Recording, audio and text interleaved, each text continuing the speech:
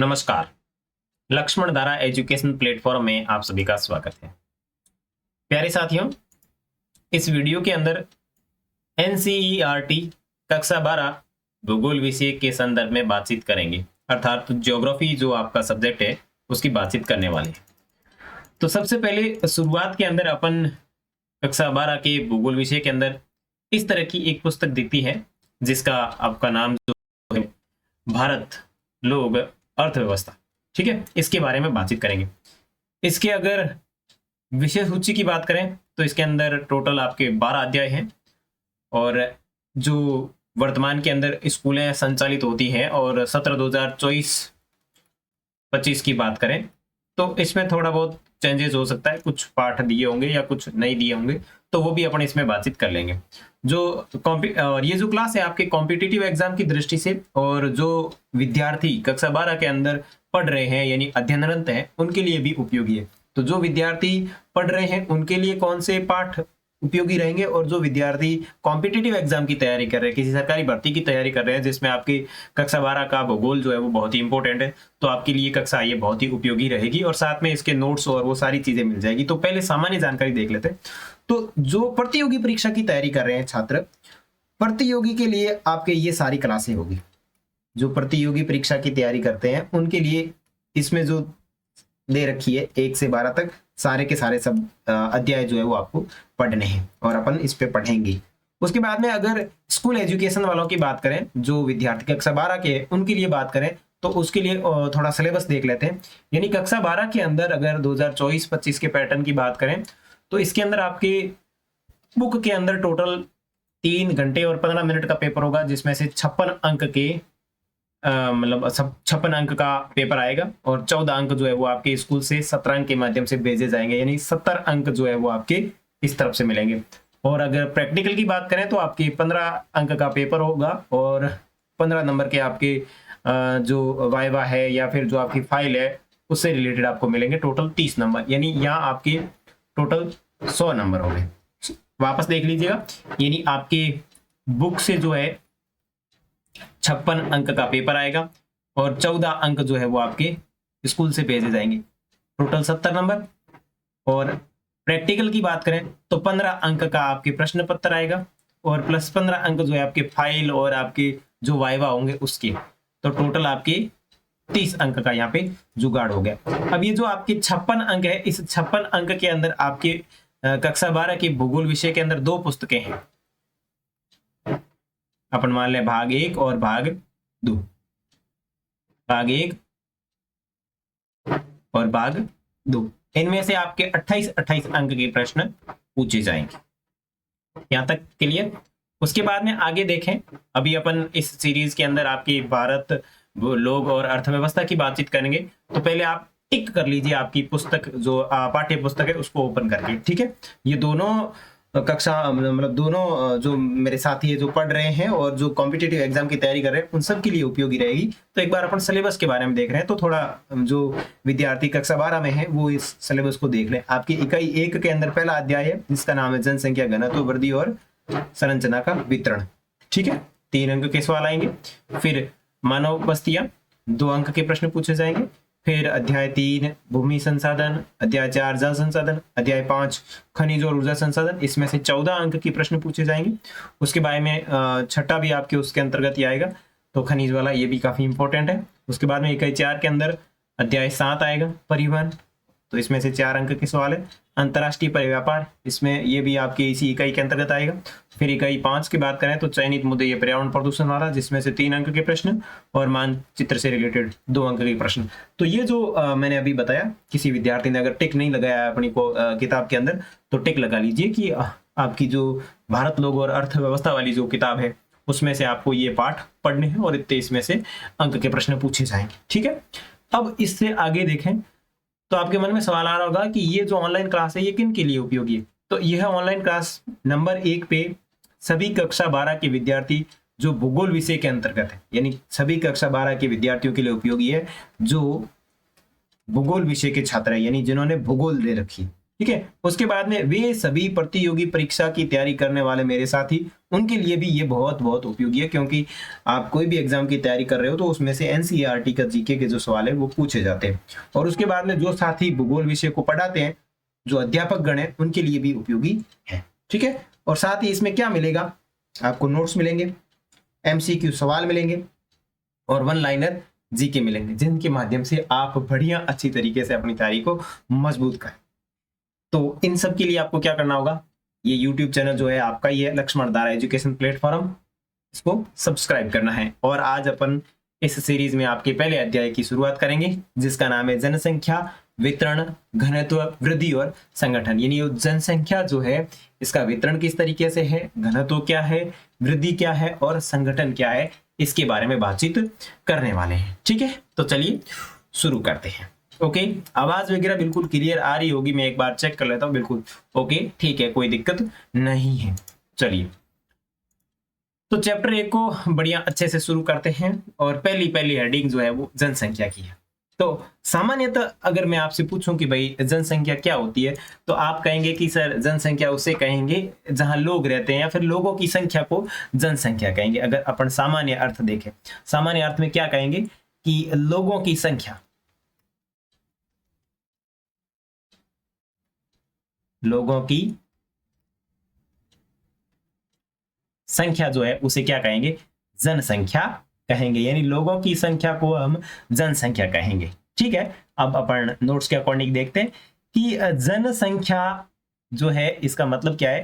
तो देखो कि जनसंख्या का मतलब किसी विशेष क्षेत्र में रहने वाले लोगों की कुल संख्या से है।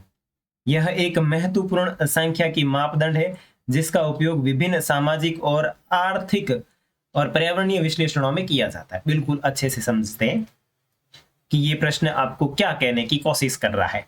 जनसंख्या वाला क्या कह रहा है कि जनसंख्या का मतलब किसी विशेष क्षेत्र से है। तो मैंने यहां लिखा जनसंख्या, ठीक है।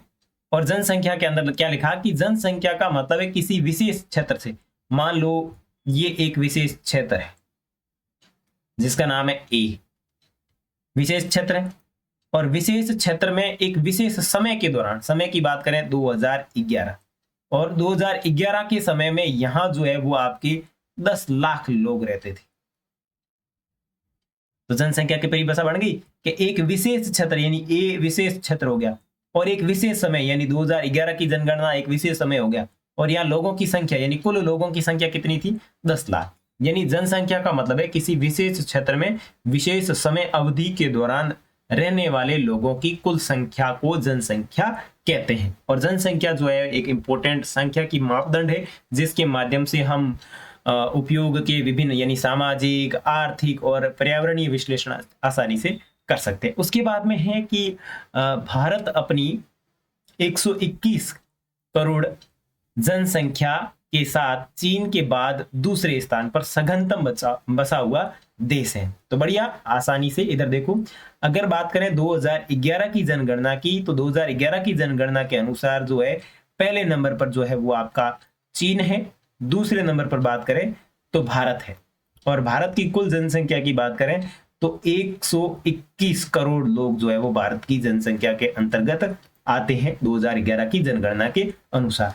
उसके बाद में तीसरी लाइन है कि भारत की जनसंख्या उत्तरी अमेरिका, दक्षिण अमेरिका और ऑस्ट्रेलिया की मिलाकर कुल जनसंख्या से भी अधिक है। अब दूसरी समस्या क्या है कि ये जो भारत है, क्या है, ये जो भारत है, इस भारत की जनसंख्या उत्तरी अमेरिका प्लस दक्षिणी अमेरिका प्लस ऑस्ट्रेलिया की जनसंख्या से भी क्या है, अधिक है। बिल्कुल इधर देखो, इस तरफ नोट्स है एक तरफ आपके, और एक तरफ जो है वो आपके मैं लिख लिख के समझा रहा हूं ताकि आपको अच्छे से समझ में आ जाए। अगर कोई चीज समझ में नहीं आए तो आप मुझे कमेंट करके बता देना, ठीक है। समझने के लिए बिल्कुल अच्छी तरीके से आप पुस्तक सामने ओपन कर लीजिए। अगर पुस्तक नहीं भी ओपन कर रहे हैं तो रफ रजिस्टर लेके बैठ जाइए, चाहे आप कक्षा 12 के विद्यार्थी हैं और या फिर आप किसी कंपटीशन एग्जाम की तैयारी करते हैं तो आराम से सुनिए इसको, ज्यादातर चीजें आप सुनेंगे उससे ही क्लियर हो जाएगी, ठीक है। और बाकी नोट्स तो आपको अपने इसमें मिल ही जाएंगे, कैसे मिलेंगे मैं वीडियो के अंत के अंदर बता दूंगा, ठीक है। आराम से आप ध्यानपूर्वक समझिए, बिल्कुल शांत दिमाग से आराम से धीरे धीरे आपको समझना है, ठीक है। अभी तक अपन ने देखा कि जनसंख्या का मतलब क्या है। जनसंख्या मतलब है लोगों की संख्या, अर्थात अगर विशेष अर्थ के अंदर देखें तो किसी निश्चित क्षेत्र में निश्चित समय अवधि के दौरान रहने वाले लोगों की संख्या को जनसंख्या कहते हैं। जैसे 2011 की जनगणना के अनुसार बात करें तो भारत की जो जनसंख्या है वो 121 करोड़ के साथ दुनिया में दूसरे स्थान पर थी और पहले स्थान पर आपका चीन है, ठीक है। अब बात करें भारत की जनसंख्या की, तो भारत की जनसंख्या जो है वो उत्तरी अमेरिका और दक्षिण अमेरिका और ऑस्ट्रेलिया की जो कुल जनसंख्या है उससे भी अधिक है। यानी इन 3 देशों की जनसंख्या अगर मिलाई जाए तो भारत देश की एक ही जनसंख्या बनती है। यहां तक पूरा क्लियर, बढ़िया, अच्छे से क्लियर हो गया?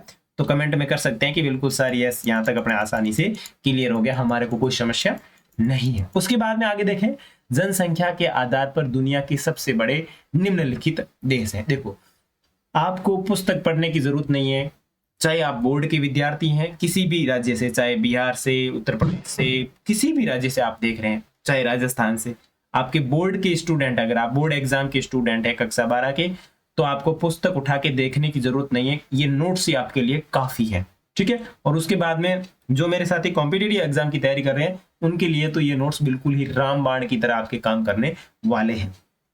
तो दुनिया में सबसे बड़े अगर जनसंख्या की दृष्टि से देशों की बात करें तो आपका पहले नंबर पे आता है भारत, उसके बाद में है चीन, उसके बाद में है संयुक्त राज्य अमेरिका, उसके बाद में है इंडोनेशिया और उसके बाद में है आपका पाकिस्तान। अभी आप में से कई साथी बोलेंगे कि सर अभी तो थोड़ी देर पहले ऊपर आपने कहा कि चीन पहले स्थान पर है। देखो मैं आपके यहाँ पूरा क्लियर कर देता हूँ। देखो, भारत की जो लास्ट जनगणना हुई थी वो हुई थी 2011 की, उसमें भारत जो है वो दुनिया में दूसरे स्थान पर है। अब वैसे 2021 के अंदर अपने जनगणना होनी थी लेकिन कोविड-19 के कारण नहीं हुई, तो अस्थायी आंकड़े जारी किए, अस्थायी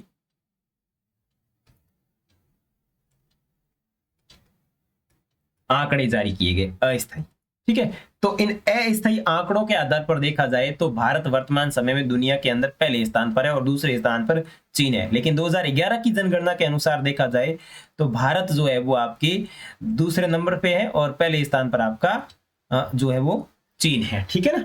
तो ये जो इस तरीके से है, तो पहले स्थान पर अगर बात करें तो देखो, अगर आपके एग्जाम में सवाल आ जाए कि जनसंख्या की दृष्टि से पहले स्थान पर कौन है, तो आपका राइट जो है वो आपके जो है चीन ही होगा, भारत नहीं होगा, ठीक है ना। तो दुनिया में जनसंख्या की दृष्टि से बड़े देशों की बात करें तो भारत हो गया, चीन हो गया, संयुक्त राज्य अमेरिका होगा, इंडोनेशिया हो गया और पाकिस्तान हो गया। ये जो है वो आपके जनसंख्या की दृष्टि से बड़े देश है, ठीक है। अब देशों का नाम आया है तो अपन मैप के अंदर भी देख लेते हैं।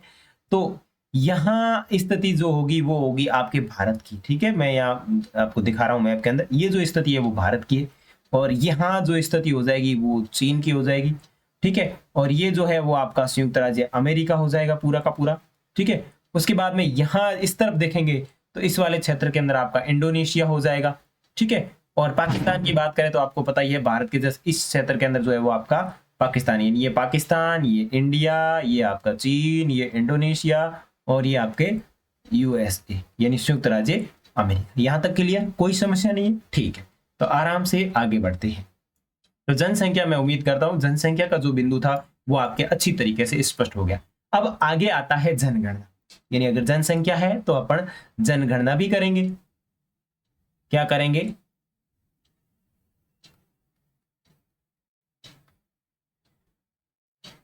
जनगणना, ठीक है। अब जनगणना के अंदर देखो, जनगणना का मतलब है किसी देश या उस क्षेत्र के लोगों के बारे में विधिवत तरीके से जानकारी हासिल करना। जनगणना का मतलब हो गया लोगों की गणना करना। क्या करना? लोगों की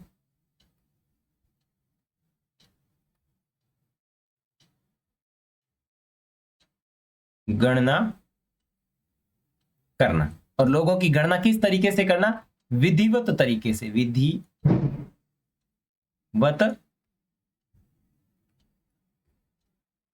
तरीके से। विधिवत तरीके का मतलब हो गया उसमें सारी प्रश्नावली होती है सिस्टमेटिक तरीके से। तो लोगों की गणना करना किस तरीके से, विधिवत तरीके से लोगों की गणना करना ही जनगणना कहलाता है। और उसके बाद में आगे देखें तो भारत की जनगणना की जिम्मेदारी भारत के महारजिस्ट्रार और जनगणना आयुक्त कार्यालय गृह मंत्रालय के अधीन होती है। यानी भारत के अंदर जनगणना करवाने का जो काम है वो है गृह मंत्रालय का। कौन से मंत्रालय का काम है? गृह मंत्रालय। यानी गृह मंत्रालय जो है वो अपने भारत में जनगणना करवाने का काम करता है। ठीक है, अब जनगणना करवाने का काम करता है तो यहां जो है वो दो आपका कार्यालय यानी आयुक्त जो है वो कार्यालय काम करेगा। कौन कौन सा? भारत का महारजिस्ट्रार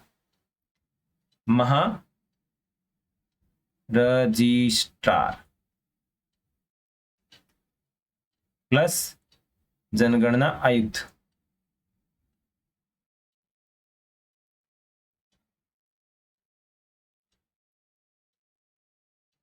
जनगणना आयुक्त। एक मिनट, ये थोड़ा बफरिंग कर रहा है, इसमें कोई इश्यू आ रहा है।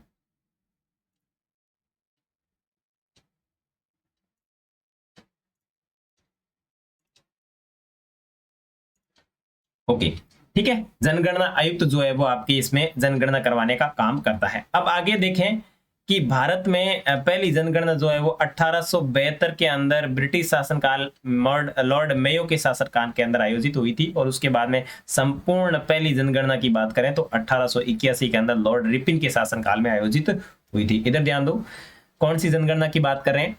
भारत की पहली जनगणना यानी फर्स्ट जनगणना जो है वो कब होती है? फर्स्ट जनगणना होती है 1872 के अंदर। किसके शासनकाल में?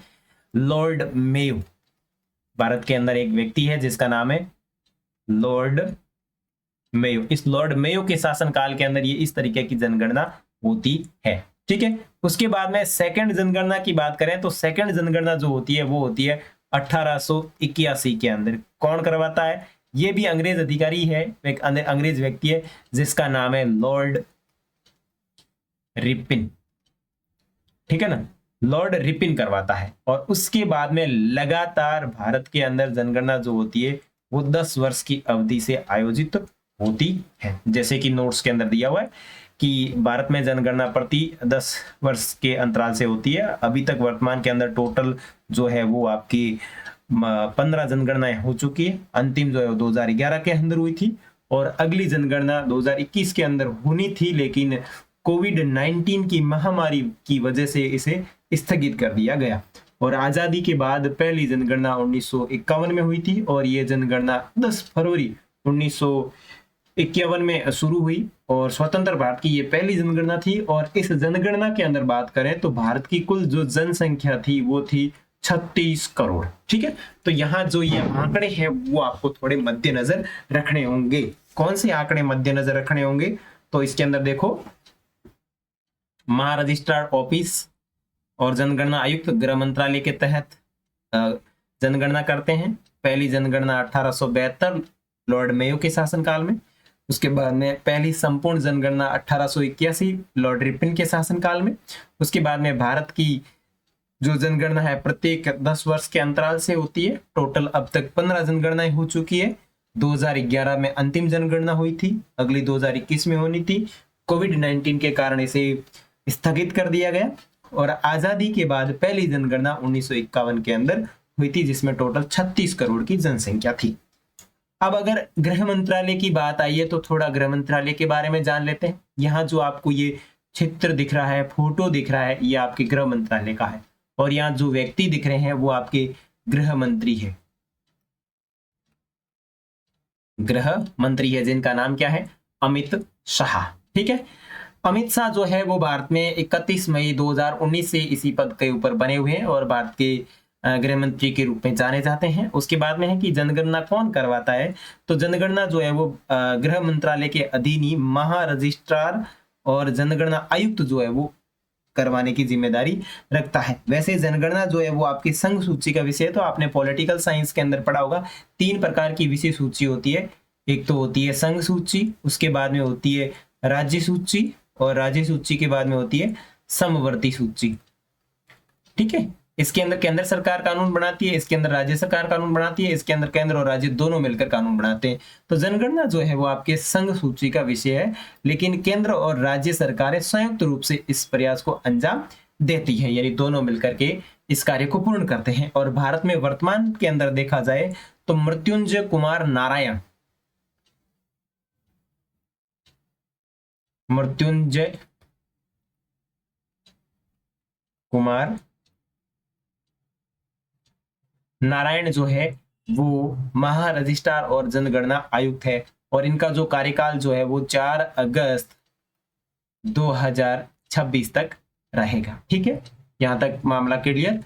उसके बाद में आगे के टॉपिक के ऊपर बातचीत करते हैं, जिसका नाम है जनसंख्या वितरण, यानी धरातलीय भाग के ऊपर जनसंख्या किस तरीके से बंटी हुई है उसकी बातचीत करेंगे। ठीक है, तो देखो जनसंख्या वितरण से क्या तात्पर्य है। देखो जनसंख्या वितरण से अभिप्राय है किसी विशेष क्षेत्र में लोगों का वितरण, यानी अपन ने क्या बात की थी पहले, ऊपर देखा था कि किसी विशेष क्षेत्र में विशेष समय अवधि के दौरान रहने वाले लोगों की संख्या। तो मान लो ये ए नामक स्थान है, अब इस ए नामक स्थान में कौन सी जगह ज्यादा लोग रह रहे हैं और कौन सी जगह कम लोग रह रहे हैं, उसे क्या कहेंगे, उसे कहेंगे जनसंख्या का वितरण। तो जैसे इसमें लिखा हुआ है कि जनसंख्या वितरण से अभिप्राय किसी विशेष क्षेत्र में लोगों के वितरण से है, और लोगों के वितरण का मतलब हो गया लोगों का रहना, लोगों का बंटवारा। ठीक है, आसान भाषा में समझे तो किसी विशेष क्षेत्र में लोग कितनी संख्या में रहते हैं और कहाँ रहते हैं, उसी को ही अपन जनसंख्या वितरण कहते हैं। तो बिल्कुल अच्छे से सरल भाषा में समझना है कि जनसंख्या वितरण का मतलब है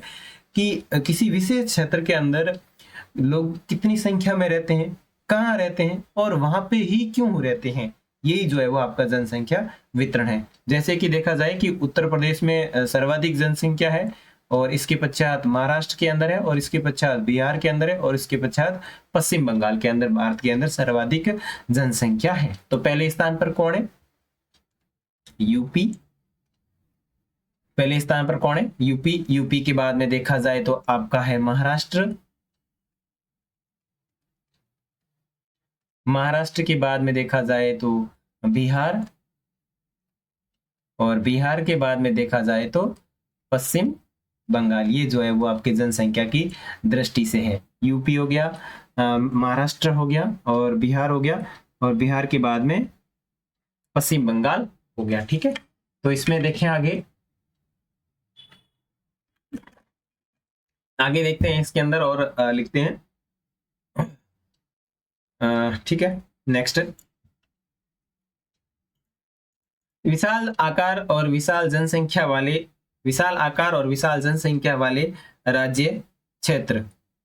इसके अंदर देखेंगे तो अपन लिखेंगे कि विशाल आकार और विशाल जनसंख्या वाले क्षेत्रों की बात करें तो ये आपके पुस्तक के अंदर दिया हुआ जो प्रश्न है उसी की ही जानकारी है। विशाल आकार और विशाल जनसंख्या वाले राज्य और केंद्र शासित प्रदेश। देखो राज्य के अंदर बात करें तो कौन से राज्य इसके अंदर आएंगे, और केंद्र शासित प्रदेश की बात करें तो कौन से केंद्र शासित प्रदेश इसमें आएंगे।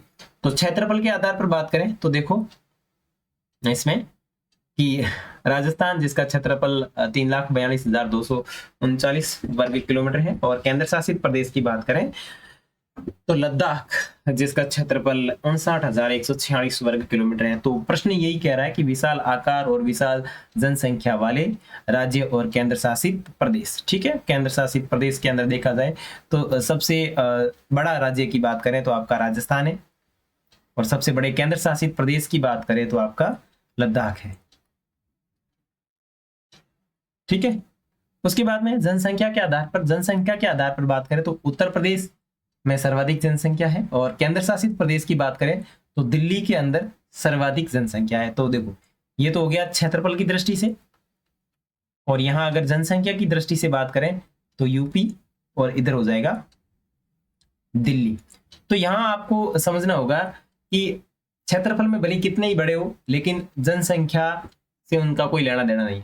ठीक है, अब जैसे देखो राजस्थान क्षेत्रफल की दृष्टि से सबसे बड़ा है, लेकिन जनसंख्या की दृष्टि में ज्यादा इतना नहीं है, लेकिन जनसंख्या की दृष्टि के अंदर यूपी है। लद्दाख क्षेत्रफल की दृष्टि से ज्यादा बड़ा है, लेकिन जनसंख्या की दृष्टि से देखा जाए तो दिल्ली। तो यहाँ अपने को समझ में आया होगा कि जनसंख्या को कोई ना कोई ऐसे कारक है जो प्रभावित करते हैं, और जनसंख्या विशेष क्षेत्रों के अंदर ज्यादा रहती है। ठीक है, चलिए आगे बढ़ते हैं। आगे का प्रश्न क्या कहेगा, ठीक है, यहाँ मैंने मैप डाल रखा है, इस मैप के अंदर जिन राज्यों के नाम आए हैं वो राज्य जो है वो आप लोग इसके अंदर मैप में भर सकते हैं। ठीक है ना, पीडीएफ आपको मिलेगी तो इन राज्यों के अंदर सॉरी इस मैप के अंदर जो राज्य मैंने बताए हैं ऊपर जैसे देखा जाए तो कौन से राज्य आए हैं, जैसे राजस्थान आया है तो ये आपके राजस्थान हो गया। ठीक है, ये यूपी हो गया, ये आपके महाराष्ट्र हो गया। ठीक है, यहाँ देखा जाए तो ये आपका पश्चिम बंगाल हो गया। ठीक है, ये जो है इस तरीके से जिन राज्यों के नाम आए हैं उन राज्यों को आप जो है मैप के अंदर भर सकते हैं। और ये जो है वो आपका बिहार हो गया। ठीक है, ओके। इधर देखा जाए तो यहाँ आपका लद्दाख हो जाएगा, फिर दिल्ली का केंद्र शासित प्रदेश हो जाएगा। उसके बाद में दूसरा प्रश्न है, विशाल आकार किंतु लघु जनसंख्या वाले राज्य और केंद्र शासित प्रदेश। देखो, राज्य की बात करें तो अरुणाचल प्रदेश ये क्षेत्रफल में बहुत बड़ा है लेकिन जनसंख्या घनत्व बहुत कम है, केवल 17 व्यक्ति प्रति वर्ग किलोमीटर ही निवास करते हैं। उसके बाद में बात करें लद्दाख की तो लद्दाख केंद्र शासित प्रदेश क्षेत्रफल में बड़ा है लेकिन जनसंख्या में बहुत ही कम है। ठीक है, उसके बाद में भारत की अपेक्षाकृत लघु आकार और विशाल जनसंख्या वाले राज्य और केंद्र शासित प्रदेश। ठीक है, तो राज्य की बात करें तो पश्चिम बंगाल। ठीक है, अपेक्षाकृत लघु आकार वाले, बीचवे आकार की बात करें तो पश्चिम बंगाल क्षेत्रफल में छोटा है लेकिन इसकी जनसंख्या घनत्व की बात करें तो 1029 व्यक्ति प्रति वर्ग किलोमीटर है। और केंद्र शासित प्रदेश की बात करें तो दिल्ली केंद्र शासित प्रदेश क्षेत्रफल में छोटा है लेकिन जनसंख्या घनत्व जो है वो सबसे अधिक है, यानी 11,297 व्यक्ति प्रति वर्ग किलोमीटर के अंदर निवास करते हैं। तो यहाँ इन डिफरेंट से अपने को यह देखने को मिला है कि जनसंख्या वितरण और घनत्व को प्रभावित करने वाले कोई न कोई ऐसे कारक जो है वो लोगों को अपनी ओर आकर्षित करते हैं जहां लोग सर्वाधिक निवास करते हैं। तो आगे का बिंदु भी यही है, आपकी हेडिंग भी यही है कि जनसंख्या वितरण को प्रभावित करने वाले कारक। तो जनसंख्या वितरण को प्रभावित करने वाले कारक कौन कौन से हैं? तो दो प्रकार के कारक है, एक तो है प्राकृतिक कारक और दूसरा है मानवीय कारक। ठीक है, वितरण को प्रभावित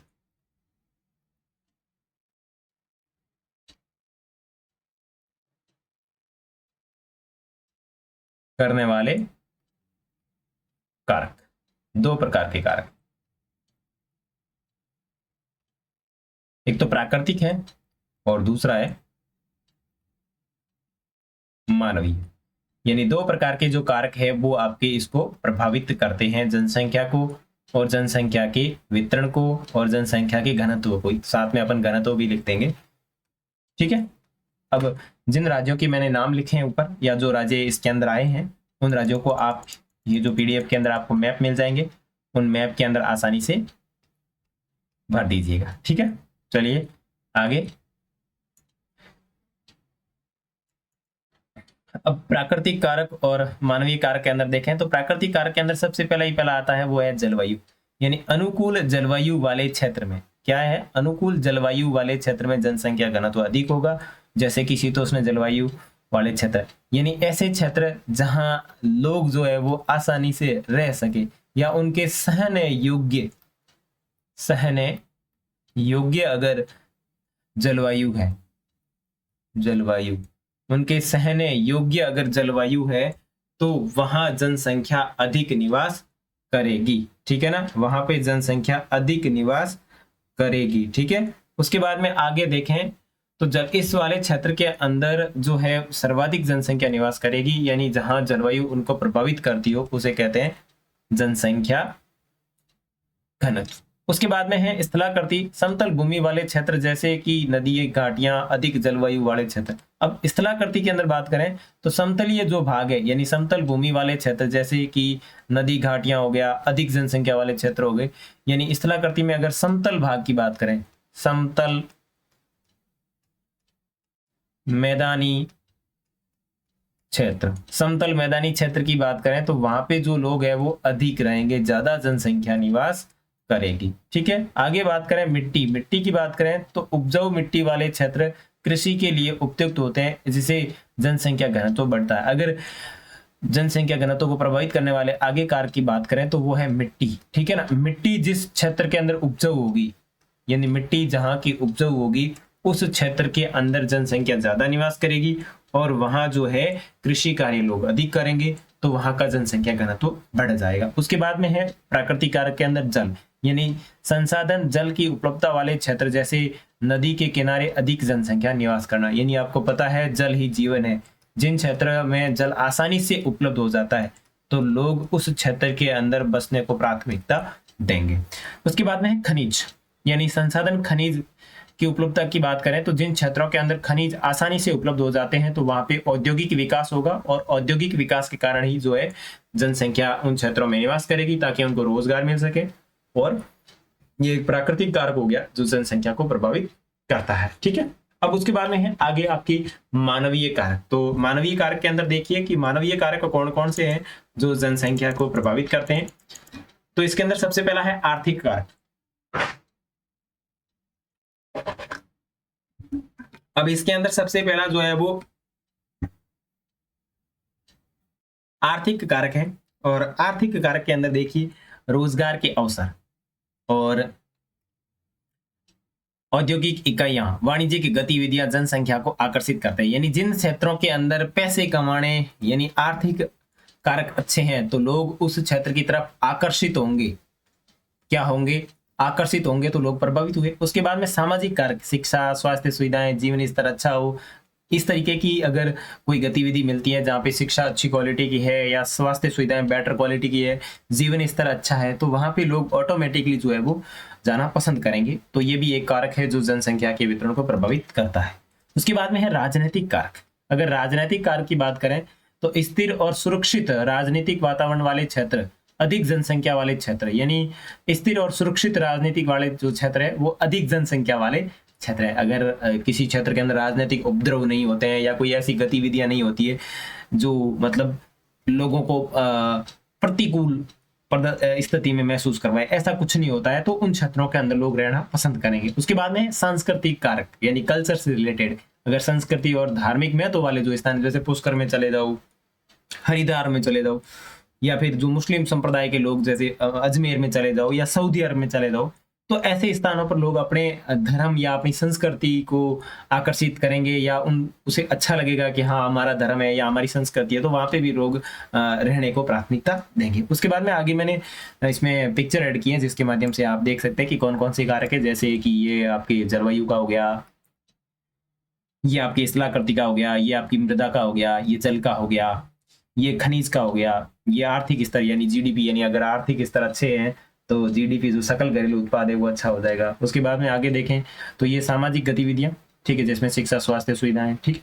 उसके बाद में बात करें ये सारे के सारे आपके धर्म से रिलेटेड, कला, ये आपके संस्कृति से रिलेटेड, राजनीतिक कारक हो गया। अगर कहीं पे आतंकवादी गतिविधियां ज्यादा है, टेररिज्म है, तो उन क्षेत्रों के अंदर लोग कम रहेंगे, और जहाँ अच्छा वातावरण है, जहाँ सब लोगों को समान न्याय के अधिकार मिलते हैं, तो वहां पे लोग ज्यादा रहेंगे। ठीक है, चलिए आगे टॉपिक की बात करते हैं। अब है जनसंख्या घनत्व।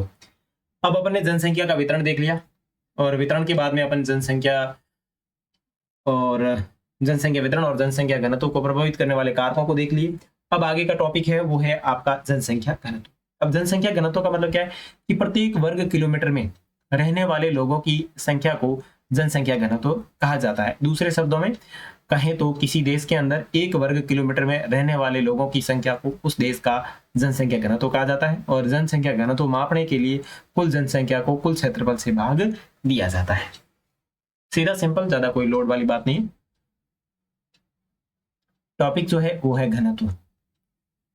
घनत्व का मतलब है प्रति वर्ग किलोमीटर में, यानी 1 किलोमीटर इस तरफ और इस तरीके से। इस 1 किलोमीटर के एरिया के अंदर, यानी 1 किलोमीटर इस तरफ, 1 किलोमीटर इस तरफ, 1 किलोमीटर इस तरफ, 1 किलोमीटर, यानी चारों तरफ 1 किलोमीटर के एरिया में कितने लोग निवास कर रहे हैं प्रति वर्ग किलोमीटर, यानी प्रति 1 किलोमीटर के अंदर कितने लोग निवास कर रहे हैं, उसे कहेंगे जनसंख्या घनत्व। और इसे ज्ञात करने के लिए, यानी इसे मानव भूमि अनुपात भी कहा जाता है। तो देश की कुल जनसंख्या बटा क्षेत्रफल। उदाहरण देख रखा है कि मान लीजिए अगर किसी क्षेत्र के अंदर 10 लाख वहां का क्षेत्रफल है, और वहाँ 10 लाख जनसंख्या रहती है, और वहां का क्षेत्रफल 10,000 वर्ग किलोमीटर है, तो बिल्कुल सिंपल है इस तरीके से। और यहाँ जो जनसंख्या है वो आपकी 10,000 है, तो 3 जीरो से 3 जीरो कट गए, 1 जीरो से 1 जीरो कट गया, पीछे कितने रहे 100। तो वहां का जनसंख्या घनत्व कितना है 100 व्यक्ति प्रति वर्ग किलोमीटर। ठीक है, अब 2011 की जनगणना के अनुसार जनसंख्या घनत्व के आंकड़े को देखा जाए तो ये भी आपके लिए इंपॉर्टेंट है। तो देखो 2011 की जनगणना के अनुसार भारत का जनसंख्या घनत्व 382 व्यक्ति प्रति वर्ग किलोमीटर है, यानी प्रति वर्ग किलोमीटर के अंदर देखा जाए 2011 की जनगणना के अनुसार तो भारत के 382 व्यक्ति है जो प्रति वर्ग किलोमीटर के एरिया में रहते हैं। तुलना के लिए अगर हम देखें तो 1951 में भारत का जनसंख्या घनत्व जो था वो 117 व्यक्ति प्रति वर्ग किलोमीटर। ये भी इंपॉर्टेंट है कि 1951 के अंदर भारत का जो जनसंख्या घनत्व है वो कितना है। तो यहाँ आपको दो आंकड़े मिल गए, एक तो मिल गया 382, ये तो है 2011 की जनगणना के अनुसार, और एक मिल गया 117, और 117 जो है वो आपके 1951 के अकॉर्डिंग है। किससे रिलेटेड? घनत्व। ठीक है।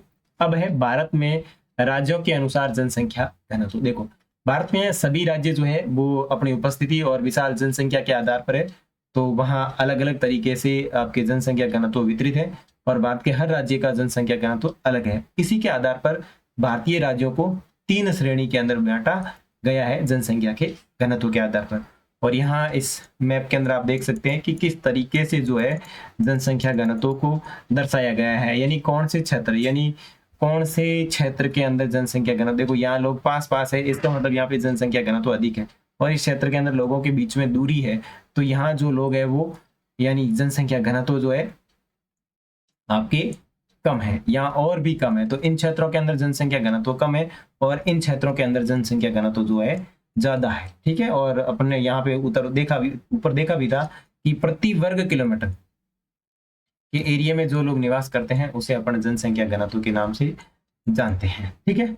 उसके बाद में है कि अपन ने इनकी 3 श्रेणियां देखी थी कि भारत के अंदर जनसंख्या घनत्व के अंदर राज्य की प्रमुख 3 श्रेणियां हैं। तो सबसे पहली श्रेणी जो है वो उच्च जनसंख्या घनत्व है, यानी सर्वाधिक जनसंख्या घनत्व वाली श्रेणी है। तो पहली श्रेणी है उच्च जनसंख्या घनत्व। इसमें उत्तर प्रदेश, बिहार, पश्चिम बंगाल, केरल और तमिलनाडु आते हैं। उसके बाद में है मध्यम जनसंख्या घनत्व वाली श्रेणी, इसके अंदर हरियाणा, झारखंड, आंध्र प्रदेश, गुजरात और असम आते हैं। उसके बाद में है तीसरी निम्न जनसंख्या घनत्व वाली श्रेणी, अंडमान निकोबार और अरुणाचल प्रदेश, ये तीनों के तीनों इसके अंतर्गत आते हैं। ठीक है। 1 नंबर पे ये हो गया, 2 नंबर पे हो जाएगा आपका ये मध्यम जनसंख्या घनत्व वाले क्षेत्र, और 3 नंबर पे जो है वो हो जाएगा निम्न जनसंख्या घनत्व वाले क्षेत्र। तो ठीक है। तो इस तरीके से आप इसमें याद रख सकते हैं कि इनमें जो श्रेणियां हैं वो 3 श्रेणियां हैं। ठीक है। उसके बाद में है भारत में सबसे कम जनसंख्या घनत्व जो है वो 17 व्यक्ति प्रति वर्ग किलोमीटर पाए जाते हैं, और कौन से राज्य के अंदर? अरुणाचल प्रदेश के अंदर। और भारत में सबसे ज्यादा जनसंख्या घनत्व की बात करें तो राजधानी दिल्ली का है, और यहाँ का जनसंख्या घनत्व जो है वो 11,297 व्यक्ति प्रति वर्ग किलोमीटर के अंतर्गत आता है। अगर मैं आपसे प्रश्न पूछूं कि राजस्थान का 2011 की जनगणना के अनुसार घनत्व कितना है, तो आप मुझे कमेंट करके जरूर बताना, और आप जिस राज्य से देख रहे हो उस राज्य का भी आप मुझे कमेंट करके बता सकते हैं। ठीक है। इसके नीचे आपको ये दे दी है PDF मैप दे दिया, तो इस मैप के अंदर ऊपर जो राज्य आए उन राज्यों को आप इसमें भर लीजिए ताकि आपके रिवीजन हो जाएगा कि कौन सा राज्य कहाँ पे स्थित है। ठीक है। चलिए आगे, जनसंख्या वृद्धि। देखो जनसंख्या वृद्धि से क्या तात्पर्य? किसी क्षेत्र में एक विशेष समय के दौरान हुए परिवर्तन को जनसंख्या वृद्धि कहा जाता है। अब अपन ने देखा था कि क्षेत्र विशेष, तो वापस वही एक क्षेत्र विशेष के अंदर रहने वाले लोगों की संख्या को जनसंख्या कहते हैं। ठीक है। अब इसके अंदर परिवर्तन क्या हो गया? अब जैसे मान लो 2011 की जनगणना के, इसमें क्या परिवर्तन होता है, यानी कितने लोग मरेंगे, यानी माइनस में जाएंगे, कितने लोग जन्म लेंगे, कितने लोग मरे और कितने लोगों ने जन्म लिया, इसी को क्या कहेंगे?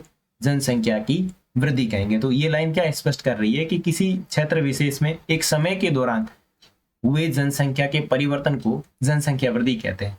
अगर उस क्षेत्र में उस समय के दौरान जनसंख्या बढ़ती है तो उसे कहते हैं जनसंख्या की धनात्मक वृद्धि, और अगर उस क्षेत्र में उस समय के दौरान जनसंख्या घटती है यानी ऋणात्मक होती है तो उसे कहा जाता है जनसंख्या की ऋणात्मक वृद्धि। कितने प्रकार की होती है? 2 तरीके से, एक तो धनात्मक होगी और एक ऋणात्मक होगी। अगर लोग ज्यादा मरेंगे तो ये हो जाएगी और ऋणात्मक हो जाएगी, और अगर लोग ज्यादा जन्म लेंगे तो धनात्मक। ठीक है। आगे देखें, भारत की जनसंख्या के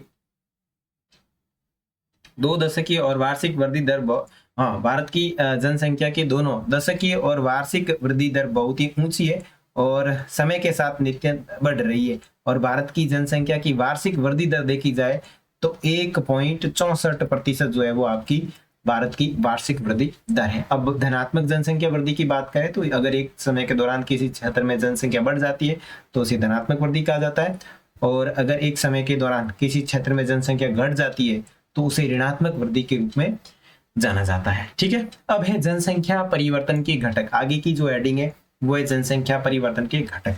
अब जनसंख्या परिवर्तन यानी जनसंख्या की ये जो वृद्धि है इसको प्रभावित करने वाले कारक की बात करें तो एक है जन्म दर, यानी प्रति 1000 स्त्रियों पर जन्म लेने वाले बच्चों की संख्या, इसे अशोधित जन्म दर भी कहा जाता है। उसके बाद में मृत्यु दर, इसे अशोधित मृत्यु दर भी कहा जाता है।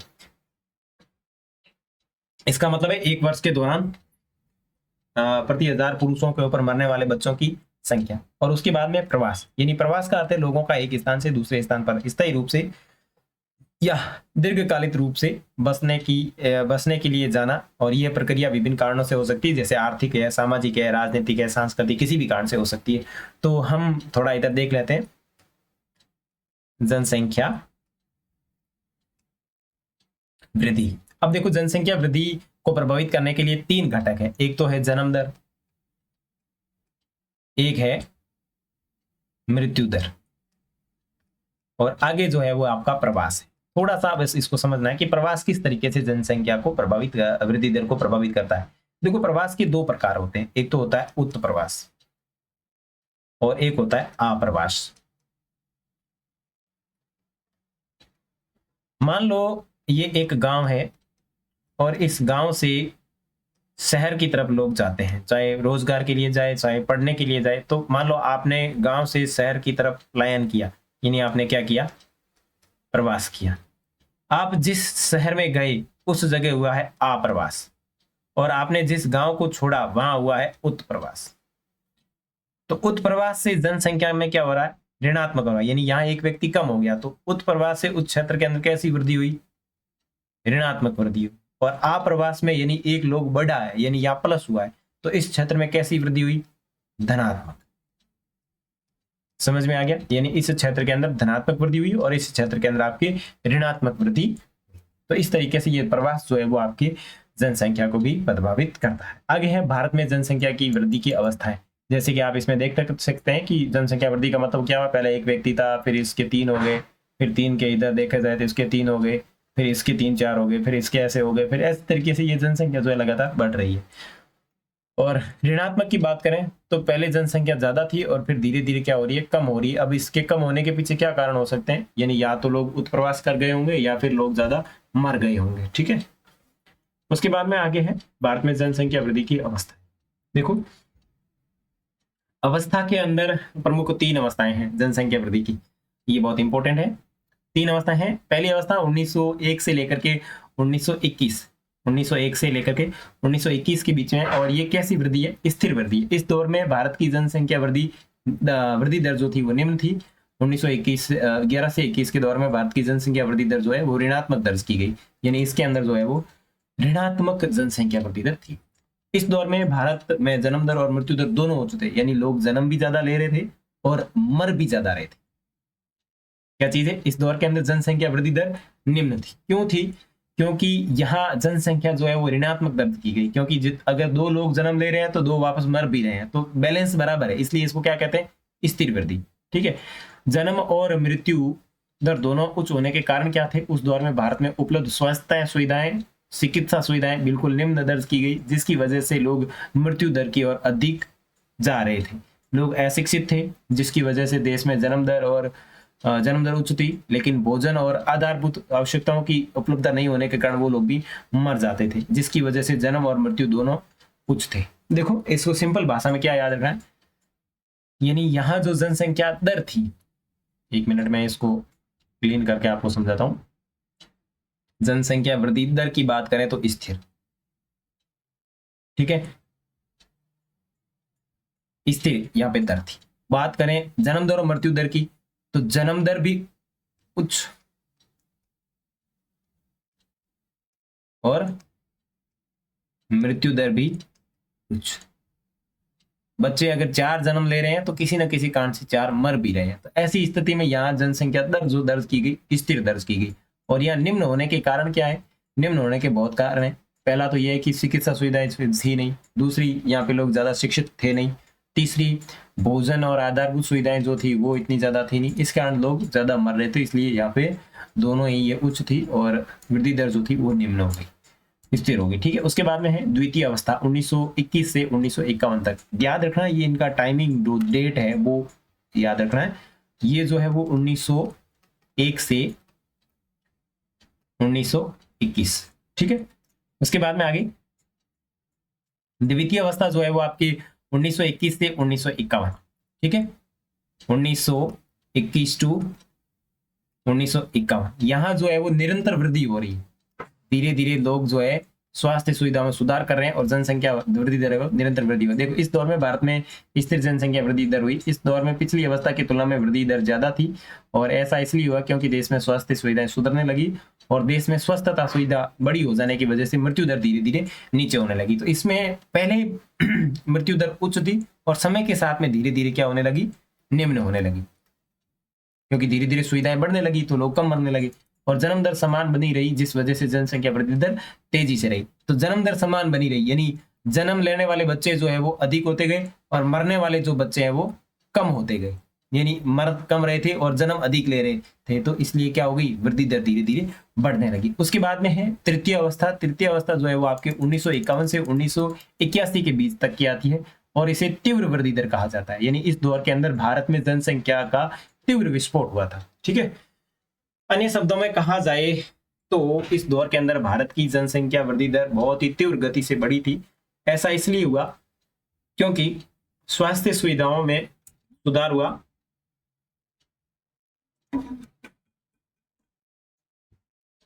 और कल्याणपरक नीतियों के कारण मृत्यु दर में गिरावट आई और प्रजनन दर में वृद्धि हुई, जिस वजह से जनसंख्या विस्फोट हुआ, यानी संख्या तेजी से बढ़ने लगी। उसके बाद में है चतुर्थ अवस्था। चतुर्थ अवस्था का मतलब है 1981 से वर्तमान में घटती जनसंख्या। देखो चतुर्थ अवस्था के अंदर आप देखोगे तो इस दौर में जनसंख्या जो है धीरे धीरे से घटने लगी है, क्योंकि देश में शिक्षा का प्रचार हुआ है और विवाह की औसत आयु में वृद्धि आई है और लोगों के जीवन में गुणवत्ता के सुधार के कारण जनसंख्या दर नीचे आने लगी है। तो यहाँ जनसंख्या दर है वो घट रही है।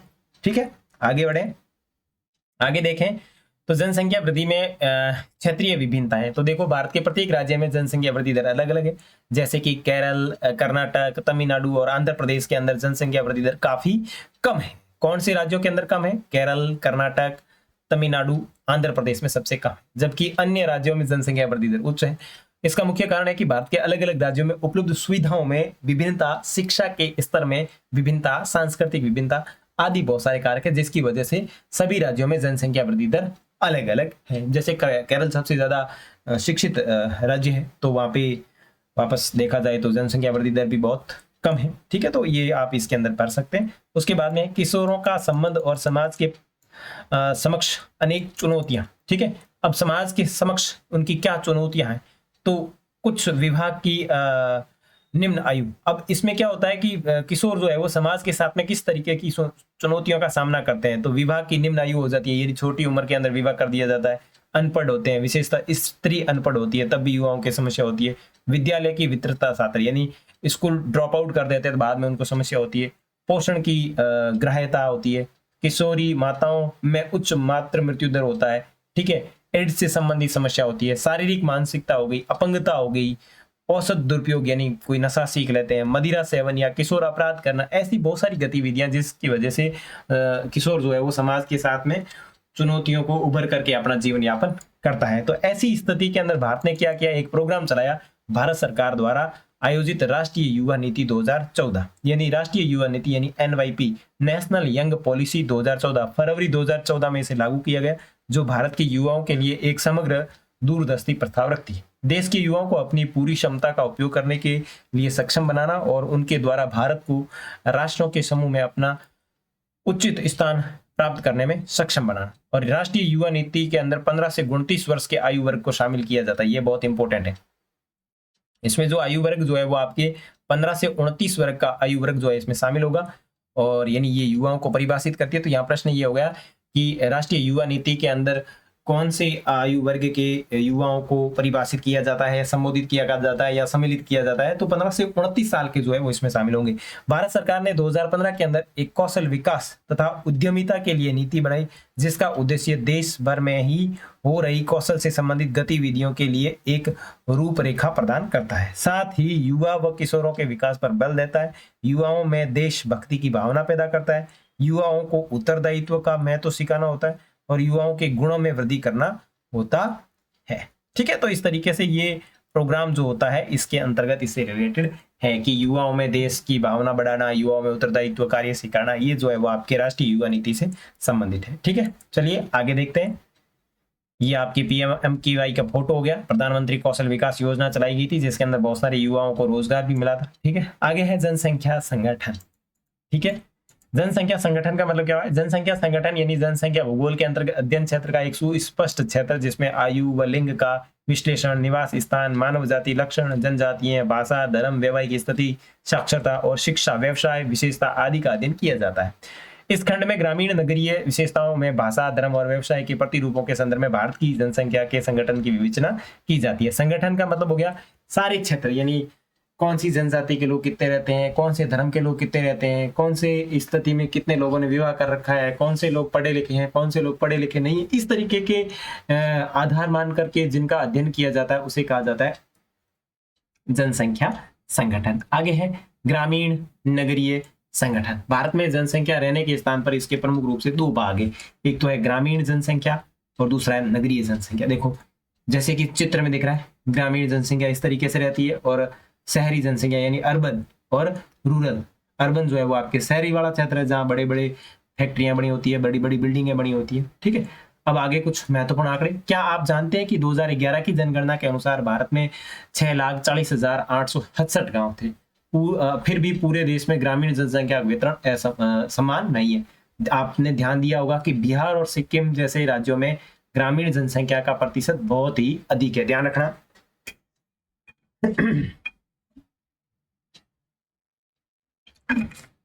कौन से राज्यों के अंदर सबसे ज्यादा ग्रामीण जनसंख्या पाई जाती है? तो बिहार जो है और सिक्किम जो है इसके अंदर सबसे ज्यादा ग्रामीण जनसंख्या पाई जाती है। उसके बाद में गोवा और महाराष्ट्र की बात करें तो राज्यों की कुल जनसंख्या का आधे से कुछ अधिक भाग जो है वो गांवों में निवास करता है। नगरीय जनसंख्या का अनुपात 31.16% पिछले दशकों में ये वृद्धि दर बहुत ही तीव्र को दर्शा रही है, यानी नगरीय जनसंख्या वो लगातार तीव्र गति से बढ़ रही है। नगरीय जनसंख्या की वृद्धि दर समृद्धि, आर्थिक विकास, स्वास्थ्य और स्वास्थ्य संबंधित दशाओं में सुधार के कारण तेजी से बढ़ रही है। यानी लोग जो है वो इन तरीके की सुविधाएं जब उनको शहरों में नहीं मिलती तो छोड़ करके जाए, गाँव में नहीं मिलती तो शहरों की तरफ आ जाते हैं। ठीक है, उसके बाद में भाषाई संगठन। तो ग्रियर्सन एक व्यक्ति है के द्वारा 1903 से 1928 के दौर में भारत में भाषाई सर्वेक्षण किया गया। तो इसके बारे में थोड़ी जानकारी देख लेते हैं।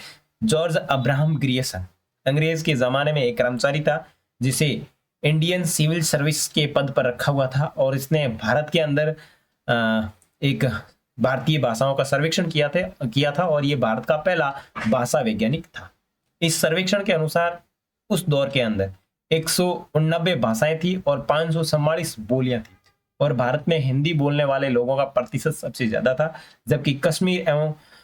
जबकि कश्मीर के अंदर संस्कृत भाषा सबसे कम बोली जाती थी। तो इसने ये टोटल भाषाएं बताई थी, उनकी संख्या थी 189 और उपबोलियों की बात करें तो 544 से भी अधिक उपबोलियां थी। इसने कहा था कि सबसे ज्यादा जो है वो आपकी हिंदी भाषा बोली जाती है और ये संस्कृत भाषा जो है वो सबसे कम जो है वो कौन से क्षेत्र में बोली जाती है? कश्मीरी क्षेत्र जो आपका है उसके अंदर सबसे कम बोली जाती है। जैसे कि ये ग्रियर्सन है, जॉर्ज अब्राहम ग्रियर्सन। इसका जन्म 7 जनवरी 1951 में हुआ और मृत्यु है 9 मार्च 1941 में होती है और इसे लिंग्विस्टिक सर्वे ऑफ इंडिया का जनक माना जाता है। ठीक है, आगे भारतीय संविधान की 8वीं अनुसूची भारत की भाषाओं से संबंधित है। इसके अंदर टोटल 22 भारतीय भाषाओं को शामिल किया गया। प्रारंभ में इसके अंदर 14 भाषाएं शामिल थी, बाद में सिंधी को 21वां स्थान संशोधन करके अधिनियम 1961, फिर कोंकणी भाषा, मणिपुरी भाषा और नेपाली भाषा को 71वें संविधान संशोधन अधिनियम 1922 में जोड़ करके भारत के अंदर टोटल जो है वो 22 71वां संविधान संशोधन अधिनियम 92 में करके यहाँ टोटल 22 भाषाओं को जो है इसमें जोड़ दिया गया। और प्रश्न है कि 10 रुपए के नोट के ऊपर कितनी भाषाएं लिखी होती है, तो आपकी जेब में 10 रुपए पड़ा होगा, उसको देख लीजिएगा। और वैसे यहाँ पे चित्र भी दे रखा है कि 10 रुपए का जो नोट होता है इसके अंदर टोटल 15 भाषाएं लिखी हुई होती है, ठीक है। और भाषाई वर्गीकरण के अंदर टॉपिक देखें तो थोड़ा आ गया, तो इसको और अच्छे से समझ लेते हैं कि वर्तमान समय में जो 10 रुपए का नोट चल रहा है इसके पीछे किसका चित्र बना हुआ है। तो 10 रुपए के नोट के पीछे जो है वो आपकी कोणार्क का सूर्य मंदिर जो है उसकी तस्वीर बनी होती है। और कोणार्क का सूर्य मंदिर रथ के आकार का बना हुआ और भगवान सूर्य को समर्पित है, ठीक है। और इस मंदिर के अंदर जो रथ है उसके 24 पहिए हैं जो 24 घंटों को दर्शाते हैं, और 7 घोड़े हैं और जो 7 सपनों को दर्शाते हैं। और साल 1984 को ये जो आपका कोणार्क का सूर्य मंदिर है इसको यूनेस्को की विश्व धरोहर स्थल के रूप में घोषित किया गया था। तो ये पुराना वाला नया वाला जो आपका 10 रुपए का नोट है उसकी जानकारी होगी। उससे पहले वाले नोट की भी थोड़ी जानकारी देख लेते हैं कि पहले वाला जो नोट था वो कैसा था। तो पहले वाला जो नोट था उसके पीछे एक गैंडा हुआ करता था, एक हाथी हुआ करता था और एक बाघ की तस्वीर हुआ करती थी, यानी 3 जानवरों की तस्वीर थी। और नए वाले के अंदर किसी भी जानवर की तस्वीर मतलब मुख्य रूप से नहीं है, बाकी नीचे तो इसमें तस्वीर दे रखी है जानवरों की, जिसमें बहुत सारे आपके हाथी भी दिख रहे हैं, लोग भी जाते हुए दिख रहे हैं। तो मुख्य रूप से जो चित्र दिख रहा है वो आपके कोणार्क का मंदिर है। और यहाँ मैंने थोड़ा बड़ा चित्र भी डाल दिया है, ये जो है वो आपका कोणार्क मंदिर जो है इसमें दिखाया हुआ है, ठीक है। उसके बाद में आपकी पुस्तक के अंदर इस तरीके का मैप दिख रहा होगा कि भाषा परिवार के अंदर कौन कौन से हैं। तो इसमें मुख्य भाषा परिवार जो है वो ऑस्ट्रिक भाषा परिवार है। इसके उप परिवार को कहा जाता है ऑस्ट्रो एशियाई और ऑस्ट्रोनेशियन, ठीक है। इसकी शाखा का नाम है मान खेमर मुंडा, और ये मेघालय, निकोबार द्वीप समूह, पश्चिम बंगाल, उड़ीसा, इन वाले क्षेत्रों के अंदर फैले हुए। उसके बाद में बात करें द्रविड़ की, तो द्रविड़ की 3 शाखा है, दक्षिण द्रविड़, मध्य द्रविड़ और उत्तर द्रविड़। दक्षिण के अंदर आ गया तमिलनाडु, कर्नाटक, केरल। मध्य में आ गया आंध्र प्रदेश, मध्य प्रदेश, उड़ीसा, महाराष्ट्र। और उत्तर में उड़ीसा, बिहार, ये वाला क्षेत्र आ गया। उसके बाद में चीनी तिब्बती की बात करें तो ये तिब्बती, म्यांमारी और चियामी चीनी, ठीक है ना, इसके अंदर भी ये उपशाखाएं आ गई। और उसके बाद में भारतीय यूरोपीय भाषा परिवार की बात करें तो इसे कहा जाता है इंडो आर्य, ठीक है। और ये भारत से बाहर भी प्रचलित है, जम्मू और कश्मीर में भी प्रचलित है, इस तरीके से। और धार्मिक संगठनों की बात करें तो हिंदू अनेक राज्यों में एक प्रमुख समूह के रूप में वितरित है। लगभग 70 से 90% से भी अधिक बात करें तो हिंदू लोग जो है इसके अंदर निवास करते हैं। अब धर्म की बात आई है तो विशालतम धार्मिक अल्पसंख्यक मुस्लिम है, यानी अगर पूरे भारत में देखा जाए तो विशालतम धार्मिक के अंदर अल्पसंख्यक की बात करें कौन है, मुस्लिम जो है वो अल्पसंख्यक है। और कश्मीर, पश्चिम बंगाल, जम्मू, केरल जैसे जिलों केरल और उसके बाद में उत्तर प्रदेश और दिल्ली के आसपास वाले क्षेत्र में रहते हैं। यानी मुस्लिम जनसंख्या कहाँ रह रही है, एक तो जम्मू कश्मीर है, फिर पश्चिम बंगाल है, केरल के कुछ जिलों में, उत्तर प्रदेश के कुछ जिलों में, दिल्ली के कुछ क्षेत्रों में और लक्षद्वीप में स्थित है। उसके बाद में ईसाई जनसंख्या की बात करें तो ईसाई जनसंख्या अधिकांशतः देश के ग्रामीण क्षेत्रों में निवास करती है। मुख्य साधारण पश्चिमी तट के अंदर देखा जाए तो गोवा, केरल, मेघालय, मिजोरम, नागालैंड के पहाड़ी क्षेत्र, छोटा नागपुर के पठार और मणिपुर की पहाड़ियों के अंदर देखने को मिलता है। उसके बाद में सिख की बात करें तो ये पंजाब है, हरियाणा है, दिल्ली वाले क्षेत्र में निवास करते हैं। भारत के सबसे छोटे धार्मिक समूह जैन और बौद्ध की बात करें तो देश के गिने क्षेत्रों में रहते हैं, जैसे जैनियों का प्रमुख केंद्र राजस्थान के नगरीय क्षेत्र और गुजरात और महाराष्ट्र है। यानी जैन धर्म में या बौद्ध धर्म के लोग जो है सबसे छोटे समुदाय के अंतर्गत आते हैं। तो जैन धर्म जो है राजस्थान, गुजरात और महाराष्ट्र के क्षेत्रों के अंदर रहते हैं। उसके बाद में बौद्ध की बात करें तो बौद्ध सिक्किम है, अरुणाचल प्रदेश है, जम्मू कश्मीर है, लद्दाख है, त्रिपुरा है, हिमाचल प्रदेश है, इन क्षेत्रों के अंदर आपका जो है बौद्ध धर्म है। तो ये धर्म के अकॉर्डिंग यानी धार्मिक संगठन के अनुसार अपन ने देखा। आगे देखें तो धार्मिक संगठन के अनुसार हो गया, ठीक है। उसके बाद में देखिए श्रमजीवी जनसंख्या संगठन। देखो श्रमजीवी जनसंख्या संगठन के आधार पर देखा जाए तो इसमें किस तरीके से है, यानी भारत के अंदर आर्थिक दृष्टि से देखा जाए तो श्रमिकों को 3 भागों में बांटा जाता है। एक तो मुख्य श्रमिक, यानी वह श्रमिक जो कम से कम 1 साल के अंदर 183 दिन काम करता है तो उसे कहा जाता है मुख्य श्रमिक, ठीक है। उसके बाद में सीमांत श्रमिक, यानी वह श्रमिक जिन्हें 1 वर्ष के दौरान 183 दिन तक काम दिया जाता है उसे कहा जाता है सीमांत श्रमिक, ठीक है। उसके बाद में अश्रमिक की बात है, यानी वो 1 वर्ष के दौरान किसी भी प्रकार का कोई कार्य नहीं करता, अखंड बेरोजगार होता है, यानी पूरा बेरोजगार बैठा रहता है, उसे कहता है अश्रमिक, ठीक है। श्रमिकों के अपेक्षाकृत अधिक प्रतिशत वाले राज्यों की बात करें, यानी सबसे ज्यादा श्रमिक कहाँ पे है तो हिमाचल प्रदेश में, सिक्किम में, छत्तीसगढ़ में, आंध्र प्रदेश में, कर्नाटक, अरुणाचल प्रदेश, नागालैंड, मणिपुर, मेघालय, केंद्र शासित प्रदेशों की बात करें तो दादरा नगर हवेली, दमन दीव के अंदर ज्यादातर श्रमिक लोग निवास करते हैं। उसके बाद में है भारत में श्रमिकों का आर्थिक क्षेत्रों के अनुसार वर्गीकरण। भारत की जनसंख्या का आर्थिक क्षेत्रों के अनुसार विभाजन अत्यंत सामान्य है। भारतीय जनसंख्या लगभग 50% से अधिक प्राथमिक क्षेत्र में कार्यरत है, यानी प्रत्यक्ष रूप से प्रकृति के ऊपर निर्भर है। उसके बाद में 40% हिस्सा जो है वो तटीय क्षेत्र में कार्यरत है।